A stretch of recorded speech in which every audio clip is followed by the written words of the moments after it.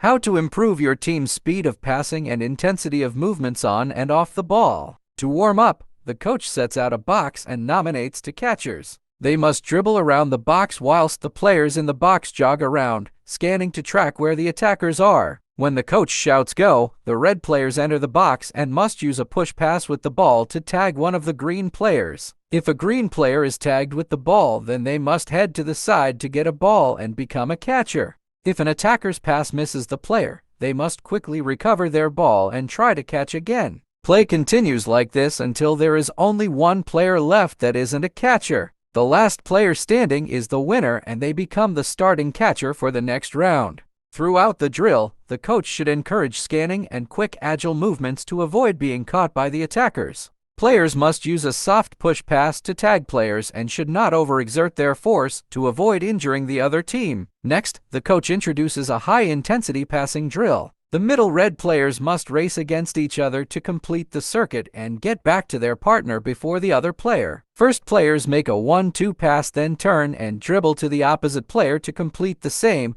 The first player back to their partner wins. The red and green teams should swap around, taking turns to compete in the race. To progress the drill, the coach can mix it up, making players complete a figure of 8 around the poles or cones as part of the race. The coach must ensure high-quality passing and movements are not compromised for speed and should encourage players to scan before receiving the ball. After the drill, the coach can conduct a short debrief about any coaching points raised and allow the players a water break. Next, the coach progresses play to a rondo and can use the 18-yard box or mark out a box with cones, depending on the number of players at training and their ability levels. The coach divides players into a goalkeeper, 2 equal teams, and 2 players as neutrals. The 2 neutral players join whichever team is in possession of the ball, creating an attacking overload. The team in possession must attempt to complete 10 passes before being allowed to score at goal. If the team score, possession is immediately given to the other team to restart play. To progress the drill, the coach can open up an area beyond the box to allow more space and change the dynamics of the rondo. The coach can also open play up to include wide areas and introduce the offside rule,